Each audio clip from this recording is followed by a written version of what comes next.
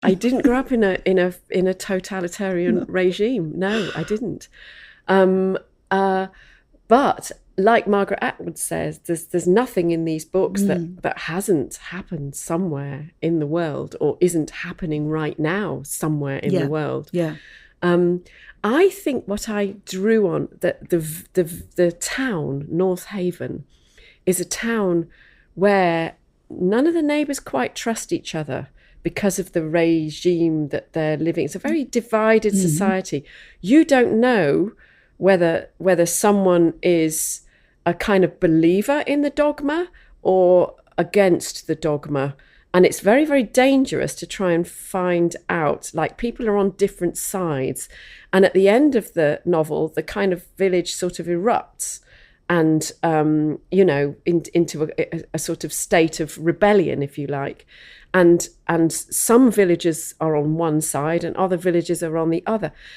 And I think my mum is from Donegal, and I grew up, with the experience of that border in Northern Ireland and the Troubles.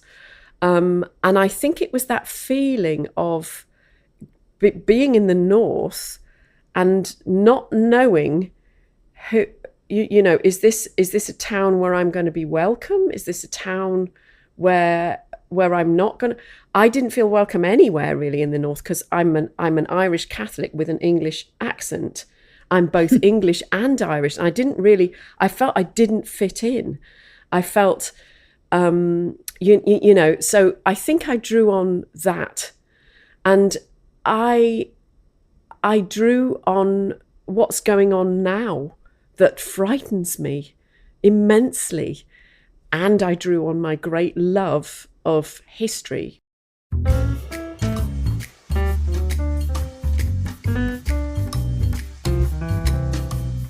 Welcome to Shop Talk with Writers. I'm Elena Lapin, and this is part 2 of our deep dive conversation with novelist, playwright, and screenwriter Moira Buffini.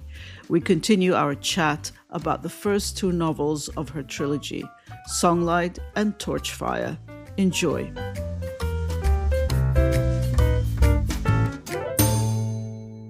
You have no idea what an absolute treat it is for me as the reader of these books to sit here with you and actually get an insight into your writing brain, creating these situations and these stories and these characters. It's incredible because that's what you want to do when you read. I mean, wouldn't you love to sit down with John Wyndham and ask him questions? What would you ask him? Whether he minded me ripping off his book. I'm sure he'd be honored. Another really interesting kind of play between characters in these books is parents and children. So Elsa's or Lark's mother, her father is dead, but her mother is an amazing character. I absolutely love how you first made her almost invisible and just like everybody else, and her own daughter knew nothing about her. And then eventually she becomes larger than life, heroic, fascinating, strong, beautiful. And then on that light ship or that... the airship, yes. Petra, the airship. Petra, the one who writes a diary, we know her through her diary. And that it's almost like an Anne Frank diary. It has that teenage flow. Oh, I'm interested in this boy. I'm not interested in that boy. I felt this. I felt that. I'm drawn to this, to that. And then gradually it becomes deeper and deeper. She matures. And she becomes, a third fully essential character to your story.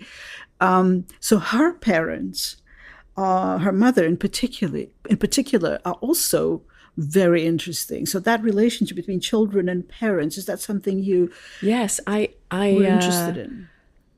It is funny how Elsa and Petra are kind of these sort of images of one another, and how different, how important their mother is to both of them, and how different their mother is.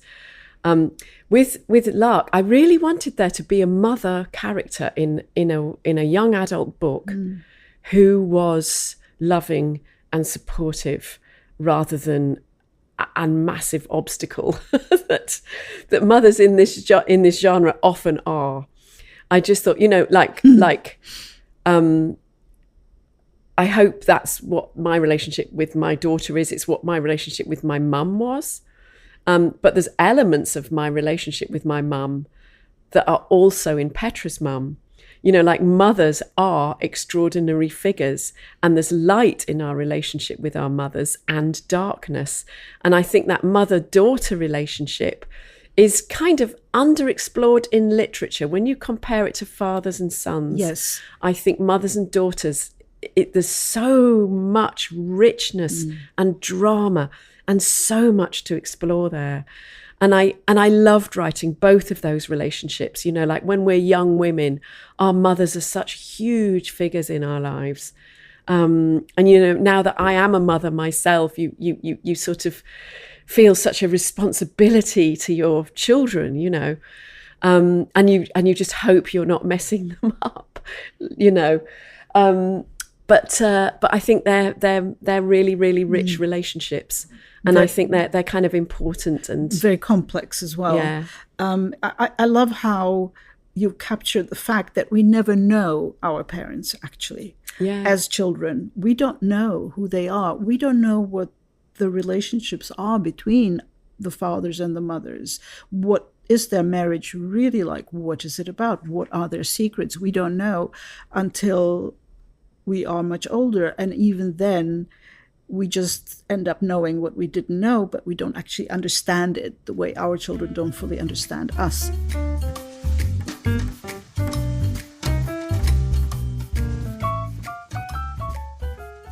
Now, you mentioned that you have children and you feel responsibility to your children. And for me, to see this categorized as YA gave me a bit of a jolt, because I thought, this is quite explicit, this book, these two books for YA.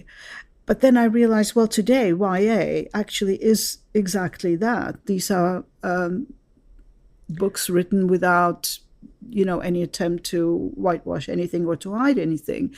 When you say explicit, what do you mean? Well, there's a lot of sex. There's not actually any sex. Well, it's in the way you describe it. If the sex happens in Songlight, I don't even know what that really means, because sex. There's a lot of passionate, intense feeling. The kind. But Ray, I mean, there's a lot. There is. So okay, this is actually. But it's not explicit sex. Like I think it's quite important to say that, because there's so much, there's this sort of row fantasy genre that either your books are allowed in school or they're not allowed in school. Yeah. This book is definitely allowed in school. Okay. It does not cross the line of explicit sex, and I was really, really careful about that. That yes, there's the kind of relationships that I had as a teenager, that teenagers have, where we are passionately in love and really, really interested in physically exploring one another. Those relationships are there, but there's not explicit sex in the way that some of my fellow authors seem to write very easily. I find it really hard to write scenes that are just about sex. So this is very interesting, Moira, because all those scenes of not explicit, but let's call it passionate nature, all these sexual situations, to me, seemed very realistic, not because they showed anything in a pornographic way, but because you captured the emotions in those situations and how they affected the girls in particular, not only the girls, also the boys and the men. And because some of these situations were very violent, because it's a violent society to girls. Yes. And what they have to put up with, and they know what they are groomed basically since childhood. I haven't shied away from that, because Yes. I think that's what young women have to navigate in the world. Absolutely. They have to navigate so many Exactly. difficult things. And I haven't shied away from that. Good. And Swan's experience in particular, I have not shied away from. I think it's really, really important. And the funny thing about this genre sometimes is you're allowed as much violence as you like. Yes. But if you have sex that sort of crosses a line, Yeah. then suddenly it's not YA, it becomes adult, and I'm sort of thinking, but young women, this is exactly what we have to deal with in the world. Exactly. We need to know. We need to be armed. And this is what literature can do for us.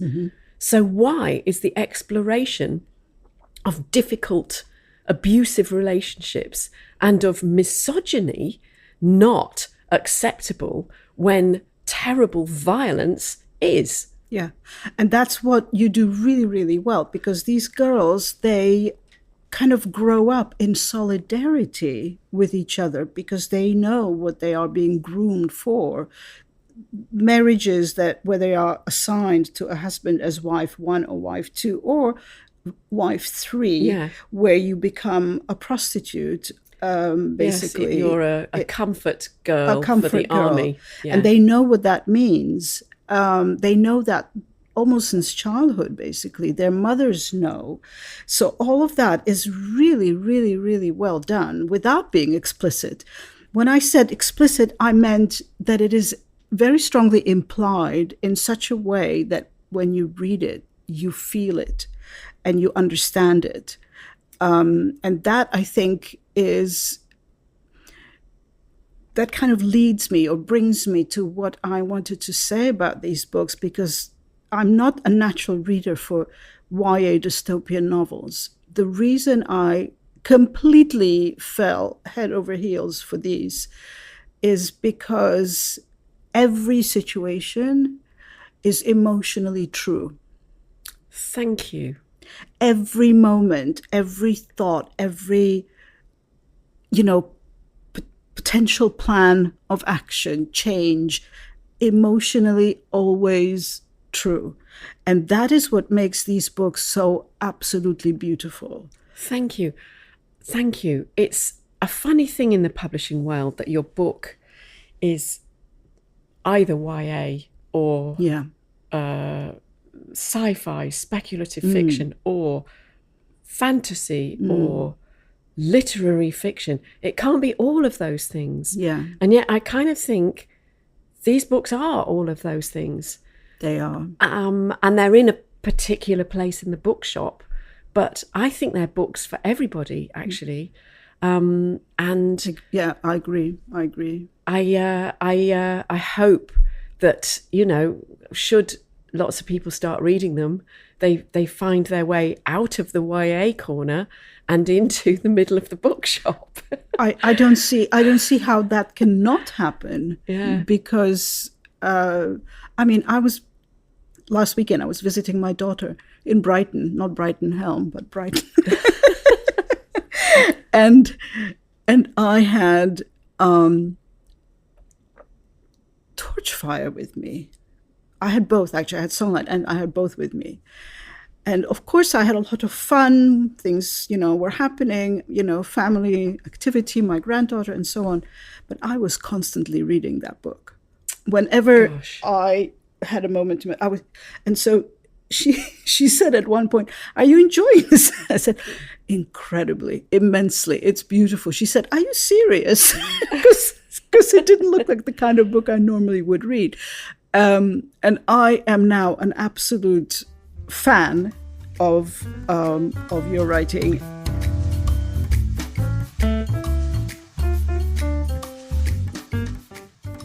There is much in the genre to love as well. Well, I was going to mention my first introduction to it, actually, was we had another guest on the podcast. We had Caroline O'Donoghue, who is both a literary writer and the author of another trilogy called, the book that we talked about was, I think, part 2 in her trilogy, and it's called Skip Shock. Yeah. And it's also this completely invented fantasy universe where time bends and very young characters disappear and are abused and used and experience things also in a very realistic way, and also in a YA/adult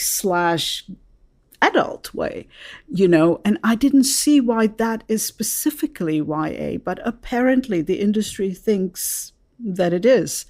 But I think you're absolutely right that it doesn't have to be. Yeah, it doesn't have to be, but having said that, there is much in the genre to love. I think these are great books of ideas. Yes. And I think, it's been lovely meeting other authors as well. And I just think, what better audience actually could you be writing for if not the young? Of course. And actually what I really think we're writing for, all of us who write YA, is the young in all of us. I think that's really who we're writing for. Yes. But I do love it actually when a dad comes up to me, or when a kind of maths teacher, sort of 60-year-old guy comes up to me and says, I actually really liked your book. And it's almost like they're saying, I wasn't expecting to like it. I tried not to like it, but I did. I really appreciate. And it's also instant. It's instant. It's not hard work to get to like it. From the first page, you're in. And, another angle, another aspect of this world that you've created here, this dystopian world, which is supposed to potentially exist millions or hundreds of thousands of years after we have become extinct, but something else comes up.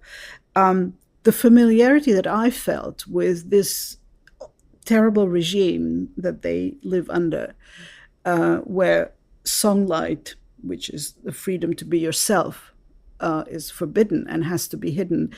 It reminded me of how I grew up in communist Czechoslovakia, where, I was born in 1954, so we're talking, quite early days in the 60s until the Prague Spring.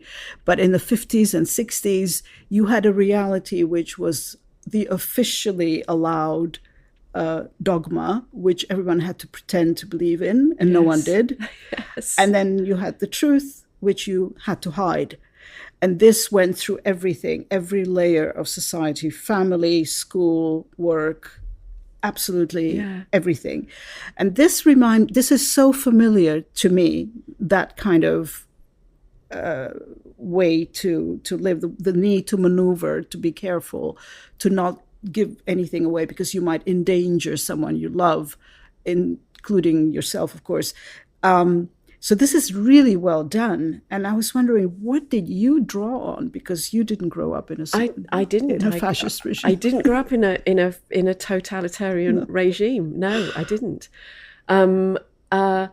But like Margaret Atwood says, there's nothing in these books that hasn't happened somewhere in the world, or isn't happening right now somewhere in the world. Yeah. I think what I drew on, that the town, North Haven, is a town where none of the neighbours quite trust each other because of the regime that they're living. It's a very divided society. You don't know whether someone is a kind of believer in the dogma or against the dogma. And it's very, very dangerous to try and find out, like, people are on different sides. And at the end of the novel, the kind of village sort of erupts and, into a sort of state of rebellion, if you like. And some villages are on one side and other villages are on the other. And I think my mum is from Donegal, and I grew up, with the experience of that border in Northern Ireland and the Troubles. And I think it was that feeling of being in the north and not knowing who, is this a town where I'm going to be welcome? Is this a town where I'm not going to? I didn't feel welcome anywhere really in the north, because I'm an Irish Catholic with an English accent. I'm both English and Irish. And I felt I didn't fit in. I felt, so I think I drew on that. And I drew on what's going on now that frightens me immensely. And I drew on my great love of history, which has been a lifelong love. I read history all the time. So I think I drew on all of those things. And also, like other things I drew on, many of my characters have no dads. I'm a bereaved child, and lots of my characters have that gap in their lives. And I think we can't help but explore in fiction some of the things that have happened to us emotionally. So I think the book sort of draws on all sorts of stuff. Definitely. There is a sentence, help me out, is it in Songlight or is it in Torchfire, where they go into this sort of temple of the god of Gala? No, not Gala. Is it the temple of Gala or the other one where there's water dripping? That's Gala. Is it Gala? Yeah. And there's a sentence which to me encapsulates all of this whole idea of these books, which is something along the lines of time stopped to water dripping or a drop of water. That's kind of more or less it. That's the sentence. And I thought, wow, this is the heart of this story, because it's about time. It's about time stopping. It's about knowing that what happened a long time ago is still and never will stop being relevant for what comes much, much later. We have to understand the past in order to create a future. And that moment when they, in that temple, are, I mean, it's a goddess. Yes. Goddess's temple, but it's also a kind of place to think about what's outside of their daily lives, what might still come in a good way. Am I right? Is that? I think yes, I think you are right. And I also think what's going on for Nightingale in that particular moment is a sort of, it's the kind of, she's not praying, but it's the stillness of the spirit that perhaps might come in prayer. And I think it's that sort of giving herself up to forces greater than herself that is a bit of a turning point for Nightingale. Mm-hmm. And I think after that point, she begins to believe in her own strength. And it's an oddly beautiful moment, that moment in the temple. And that's an example of something I absolutely didn't expect to write. That kind of episode in there, it doesn't really move the plot on in any great way. It's just a moment of sort of beauty.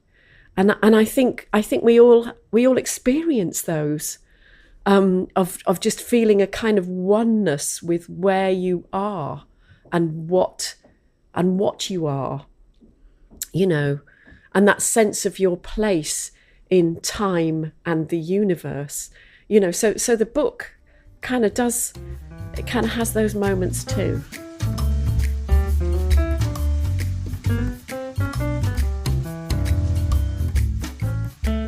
Speaking of your love for history, I thought that is actually the connecting point between this trilogy and the world you create here, which is about a distant future, but also a link with the past, or a destroyed past, we could say.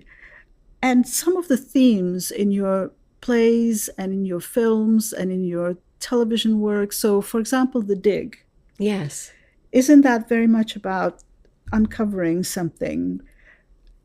Yes, from the past. Yeah, it's a film or about harlots, these women who, yeah, you know, had an incredibly fascinating existence in Soho. When was that exactly? 1763. Oh my goodness, 1763. Yeah, yeah. So you do often draw on history, or sense that things were there before we were here, and we can uncover them. Yes, and that we will become archaeological artifacts, or at least our trappings will. We won't. We'll just crumble away, but we'll leave stuff behind. You know, and I think the past is marvelous in drama because, you know, like we researched, myself and my co-creator of Harlots, Alison Newman, we researched that period of time, that year in history, that place in history, Covent Garden and Soho. We found out everything we could about it, the historical detail. We spent days, weeks, months in libraries. We read everything we could get our hands on. And yet what we knew we wanted to do was write a show about now. We didn't want to write about then at all. We were only interested in writing a show about now. So we were using history as a means of writing about now. And I think I've done the same with writing about the future in this book. And I think that's what all writers of speculative fiction do. We're all writing about, what else can we write about but now? Yes. This is what we're prisoners of. We're prisoners of now. You know, so I think that the great systems and the great forces that are operating all around us now are very, very difficult to see. And somehow by creating these speculative worlds, it allows you to see them. It allows you to explore them. Let's have a look at this thing. You know, let's have a look at misogyny. Let's have a look at these weird hierarchies we put on ourselves.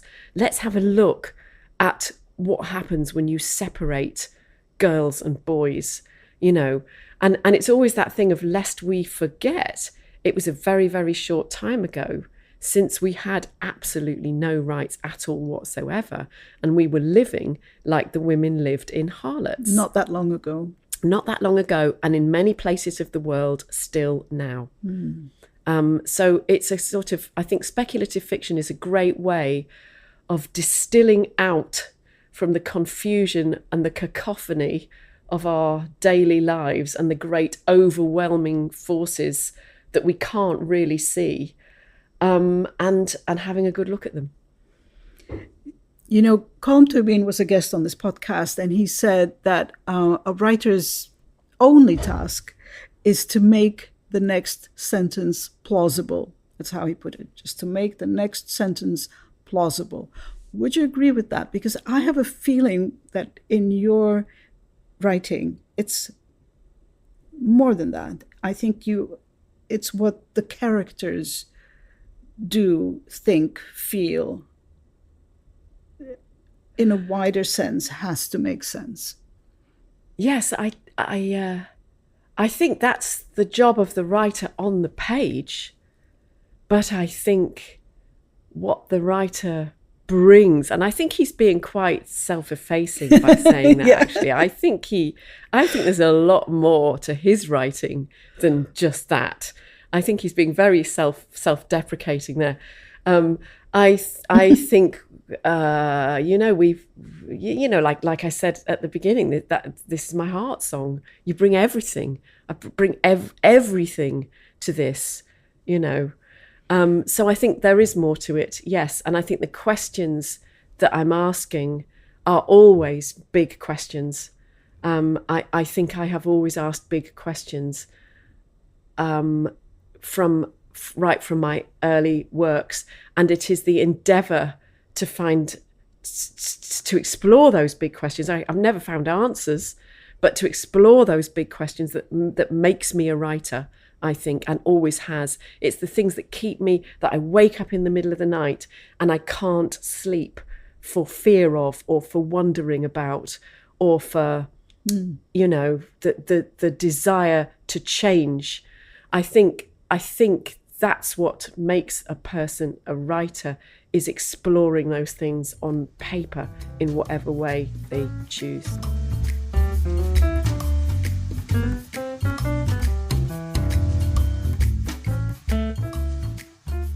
Coming back to the idea of freedom that you feel as a writer of both plays, film, television, and now fiction, is it different? Because, you know, when I teach creative writing and students say, what should I read?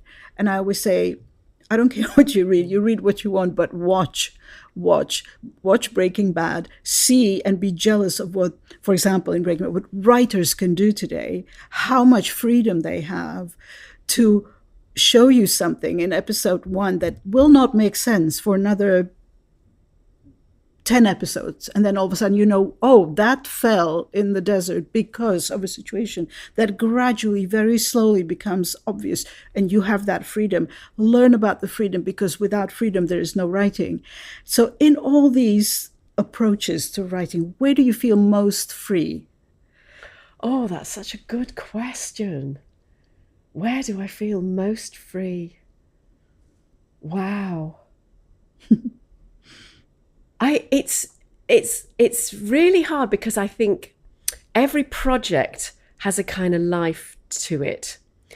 And at the beginning, you feel this sort of sense of trepidation and the great freedom of, whether it's a play or a screenplay, even an adaptation, you know, you feel a great sense of freedom of, what is this going to be? This sort of vista opening before you. Then comes a time in every project, I think, and I've just been wrestling with this in book 3, when you are absolutely lost in the woods, when you are exhausted in the brain, when you feel overwhelmed by the difficulty of what you're doing, where it just feels you're totally entrapped. You can't walk away from it.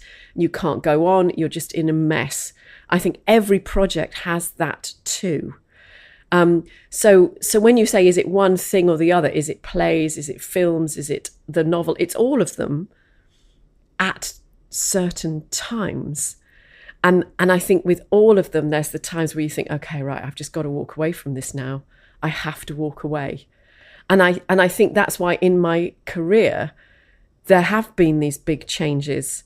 You know, like I will go from a play to a novel, or from a screenplay back to the theatre, or because it is the kind of, like at the end of, like, I loved writing Harlots. I loved it. I would go into that writer's room and I would just think I was the luckiest person in that, like, I just had the best job in the world. And then by the end of series 3, I was absolutely exhausted and strung out. And I was sitting in that writer's room with my head in my hands, just going, okay, let's just get the next scene up on the board. Let's just do it. What's this scene going to be? Okay, what's the content of this scene? Okay, right. Oh my God, they're filming it on Monday. Oh my God. And I still haven't done all the ADR. Oh my God. So every project has a moment like that. And yet you still have those days where you think this is the best job in the world. And it is totally freeing. It's frightening to be free, very, very frightening. And it's an immense privilege to have that kind of freedom that I am aware of. And I think you have to use that privilege as well as you are capable of to say something that's worth saying.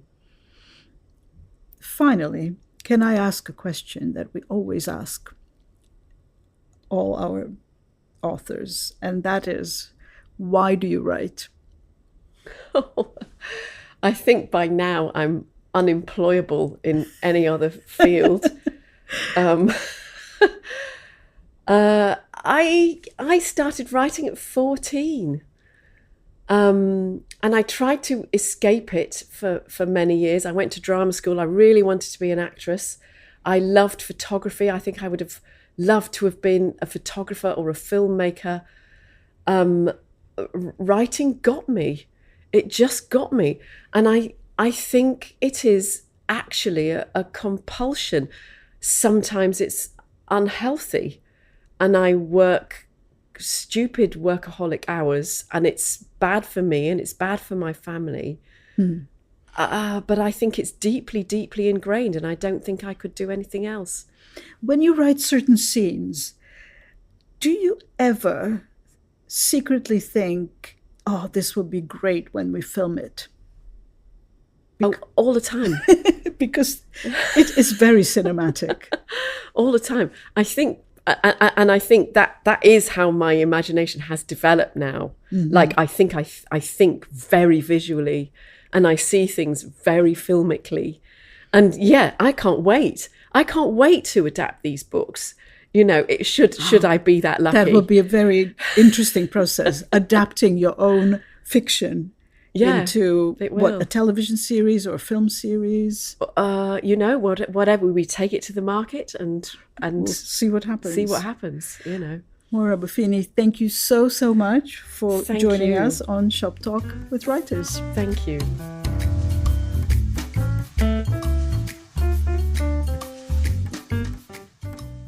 This was part 2 of our deep dive conversation with novelist Moira Buffini. Her novels Songlight and Torchfire are published by Faber, as are her plays. Join us again soon for new podcasts with Frances Spafford, Margaret Busby, Julian Borger, Eden Mackenzie Goddard, and more. I'm Elena Lapin. Thank you for listening to Shop Talk with Writers.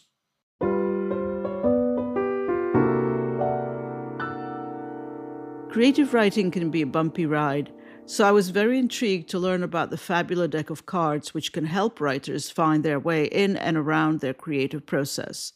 Matteo Di Pascale is the CEO of the Sephiroth Publishing Company, which publishes Fabula and other very beautiful tools for writers and other creatives. He told Shop Talk with Writers his own story. It involves a mysterious cat. Your publishing company is called Sephiroth? Yeah, it's actually the name of my former cat. So he arrived already with that name, but I was already studying tarot cards, so it seemed very perfect for me. So it's quite mystical. Very much, and he died the day before that I opened the company, so I changed the name overnight. So he actually continues to live through the company and through your ideas. Take me back a little bit. What were you doing before you started the company, the publishing company? Well, I was working as an advertiser, as a UX designer. I didn't like being an employee, so I was constantly frustrated. And I just wanted to work on my projects. I wanted to work on my card decks, on my books. And so at some point I was like, okay, I'm going to just use whatever I know to try and sell them online. I tried for 1 week. It was working. And then I was like, okay, I opened up the company immediately. What was the first product? The first product was Intuiti. I mean, it was born in 2012. And then I couldn't find a publisher to back me up. And so I decided to go on Kickstarter. Yeah, it was actually a pretty big success for an Italian project at the time, because I raised around $50,000 US dollars. And I'm curious, how did you present it to the crowdfunding potential, sponsors or supporters? How did you describe what you want to do? It was actually pretty simple. It's because Intuit is a card deck for creativity, for creative meditation. So it's like it's based on tarot cards archetypes, and it can help you deepen your insights, your intuitions. And then it took me some years to realize that that it was possible to build a company on these tools. And these tools are, so currently now, what I have seen and what I would love to learn about from you are tools for people who do writing of all sorts, not just fiction necessarily, but any other writing as well. Yeah, that's part of the tools, because we have some tools for writers. So Fabula is for structuring novels and screenplays. Then we have Edito. It's for the editing part. So once you have finished your novel, you need some editing. That's basically the main ones for writers. Then Intuiti is for any kind of creativity. So I'll give you a challenge. What if I have a vague idea to express something, and I'm not sure when I want to express it as a painting, as a sculpture, as a poem, as a novel, as a film? Can I use your tools to figure that out? Yeah, of course. How? What I always try to explain, sometimes we feel the problem is just, I want to do the painting now, and then I have a problem. The problem usually is not where we think it is. Mm-hmm. It's much more deeper. And with tools like Intuiti, you can realize that your problem is that you want to express something, but you cannot do that because you didn't feel seen as a child. I'm banalizing a lot, but okay. And that is something that you can work with these kind of tools.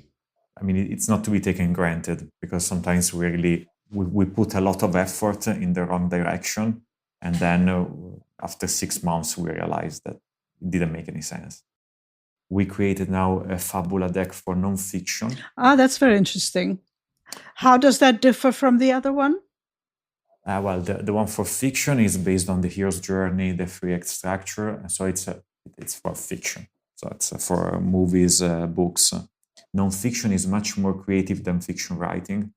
So you can write, a manual for technology. Okay, something about technology, but then you can write it in so many different ways, and the structure changes. What I love about your tools is that they are completely non-language specific, non-culture specific. Anyone from any language, any background, any country can use them and apply them to their own sort of way of thinking. I think, maybe I'm wrong, but I have the feeling that they are quite universal. Do you agree with that? Yeah, I always try to make the tools universal. Mm-hmm. That's one key concept. I mean, if you are trying to write a love story, or you're trying to write a story that is a thriller, okay, you need to be able to do it with the same tool. Otherwise, it means it's not working. Okay? So our listeners to this podcast will be very, very interested in your products, and we will be sharing them on our social media, and I'm sure they will love them and use them and enjoy them, as I hope so. am I. And my last question would be, it's a question that we ask of all our guests. Why do you write? Oh, that's a super nice question. I'm gonna answer in another way. I tried not to write, and I always end up there. I keep going back to writing. Matteo Di Pascale, thank you very much for speaking to Shop Talk with Writers. Thank you. Thank you so much. It was a very nice question. Thank you. And I look forward to, sharing your very fascinating products with our listeners.